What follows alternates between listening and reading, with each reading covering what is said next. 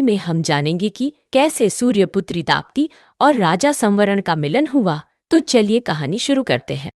एक समय की बात है, भरत के राज्य में संवरण नाम का एक राजा था। उनके राज्य को सूखा, अकाल और बीमारी जैसी भयानक समस्याओं का सामना करना पड़ा। राजा संवरण अपनी प्रजा के कष्ट से बहुत दुखी थे। फिर हालात और भी बदतर हो गए। पांचाल के राजा ने संवरण पर युद्ध की घोषणा कर दी।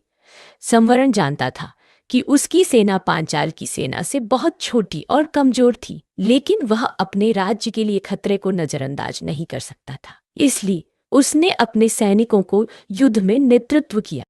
युद्ध उचित नहीं था। संवरण की सेना बुरी तरह हार गई और राजा को अपमानित महसूस हुआ।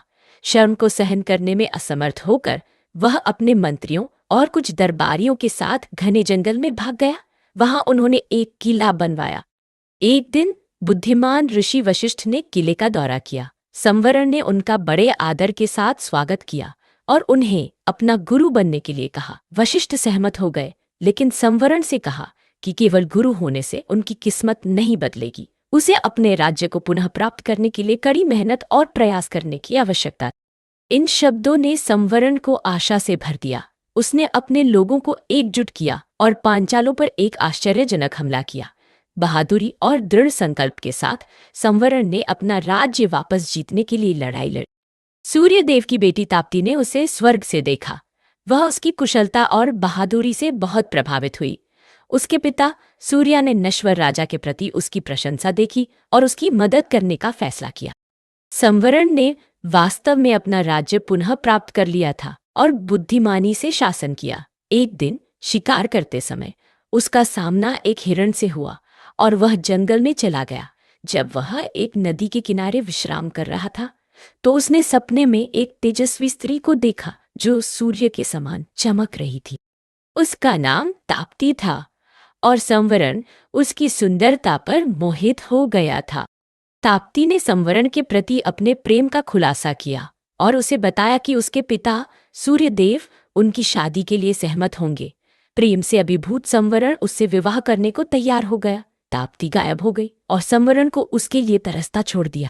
बाद में संवरण को एक आवाज से जगाया गया, जो ताप्ती की आवाज थी। उसने उससे खुद पर नियंत्रण रखने का आग्रह किया और बताया कि वह उसके पिता सूर्यदेव थे। संवरण ने ताप्ती के प्रति अपने प्यार का इजहार किया और शादी का प्रस्ताव रखा। ताप्ती सहमत हो गई और संवरण को अपने पिता की सहमति लेने का निर्देश दिया। संवरण ने पूरे मन से सूर्यदेव का ध्यान किया। उनकी भक्ति को देखकर उनके गुरु वशिष्ठ ने सूर्य को ताप्ती का दूत बनने की पेशकश की। सूर्य स्वेच्छा से उनके विवाह के लिए सहमत हो गए और ताप्ती वशिष्ठ के साथ पृथ्वी पर उतरे। कृतज्ञता से भरे हुए संवरण ने अपने जीवन को बदलने और उसे सबसे बड़ा उपहार, अपने जीवन को साझा करने के लिए एक साथी लाने के लिए वशिष्ठ को धन्यवाद दिया। सूर्य और अन्य देवताओं ने जोड़े को आशीर्वाद दिया और प्रकृति की सुंदरता के बीच वशिष्ठ ने उनका विवाह संपन्न कराया। इस प्रकार नश्वर संवरण और दिव्य ताप्ती पति पत्नी बन गए, जिससे उनकी प्रेम कहानी का सुखद अंत हुआ। उनका पुत्र कुरु था, जो पांडवों और कौरवों का प्रसिद्ध पूर्वज था।